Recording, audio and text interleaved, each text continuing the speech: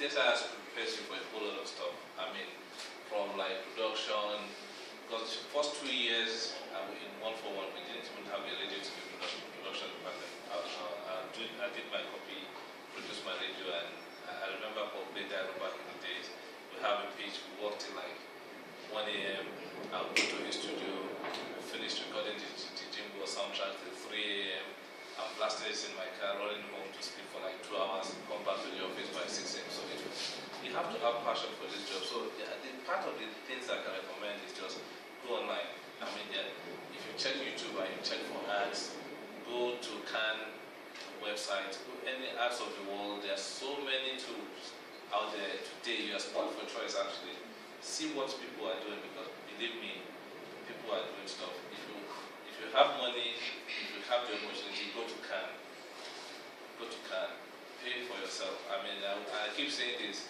I blame it on this industry. I worked for 18 years. Nobody sent me to Khan. The first time I went to Khan was last year, and I paid for myself. So I recommend the same thing. If you start saving the money, go to Khan. The guy who won, I think, Lion for design about in 2012 was an intern. He designed the Coca-Cola handshake. The guy was an intern. His whole experience was not more than 1 year, so he's not better than you guys. Okay? But go there and see. Khan for me is the World Cup of advertising issue. If you're a big player and you intend to be big in life, you have to be there. Okay? It just tells you, it humbles you, it makes you realize that look, you haven't even started. Okay? So those are the kind of resources that I would recommend. Just to add to that, the truth is you have to do a lot of reading. It's one thing to see an ad and be really impressed by it, another thing to understand why or how the ad came together. Also a good idea to track back to which agency it is. You tend to understand how they think. You see other works that they've done, and then you just notice that the particular for quality. So it helps. Advertising, like any other course, like law, medicine, you're going to have to read to understand the foundation, the execution. It's just that there's a lot more creativity and imagination involved, but you need to soak yourself in it to be able, after a while, it's like a muscle. The mind is like a muscle. The more you do it, the stronger it gets. And which is totally right. I mean, what you find with most creative people is that they are lazy to read the brief. They don't want to.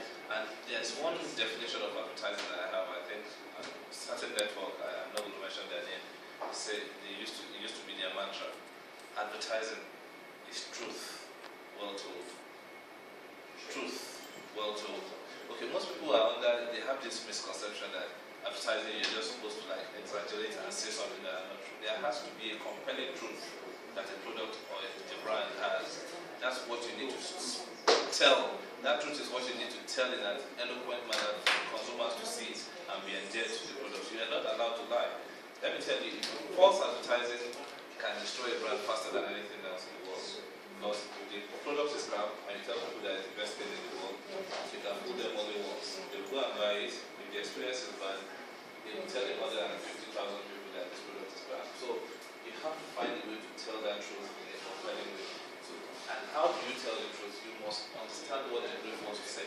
I always tell people, creative people are not magicians. We're not magicians. There's something that the client wants to say. There's a marketing challenge that the brand has or the product has.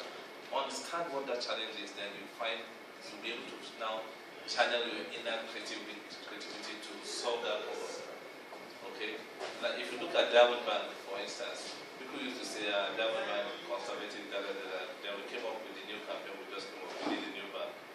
That has to really revolutionize the way people are saying Diamond Bank today. Okay? So you need to, there's a reason why you come up with the company.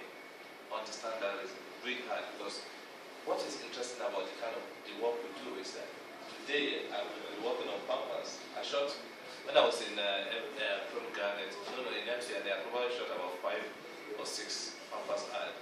So I know everything about diapers, how it works, the psychology of babies and everything. That's you're forced to understand it. Tomorrow I might be working on a spare parts of a rocket.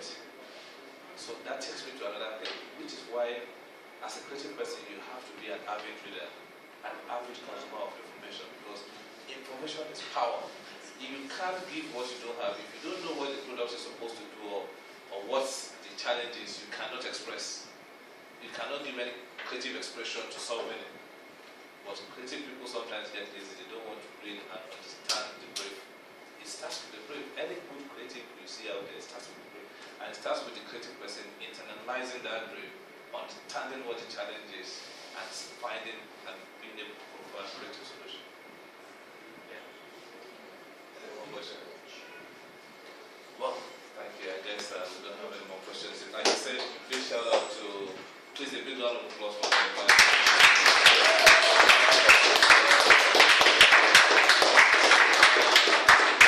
If he wasn't doing this, I mean, where will some of the young people I see in this room? I mean, right now as we speak, yeah, people like you who are robbing people on the streets of Lagos as we speak now.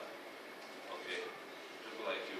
Some of these guys are up too. But I mean, we are here because again, if we don't, like I keep saying, if we're not channeling the positive energy to do good, especially for the next generation, the guys who are channeling the negative energy are also competing with us. Okay? So there are people as we speak now, we're trying to teach, or Orange Academy is trying to teach you to use your brain to make a living in the future. There are some people recruiting people to say, look, you can be an arm robot and make a living. So we that we want to channel the positive energy, we have to keep working at it and recruiting more people. If not, the guys on the negative side of town are going to win against us. So, sure. Which is why, again, another round of applause.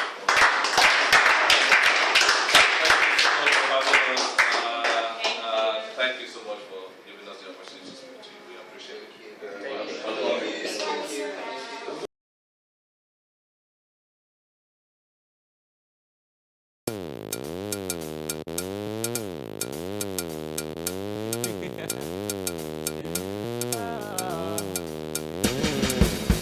Outside basket.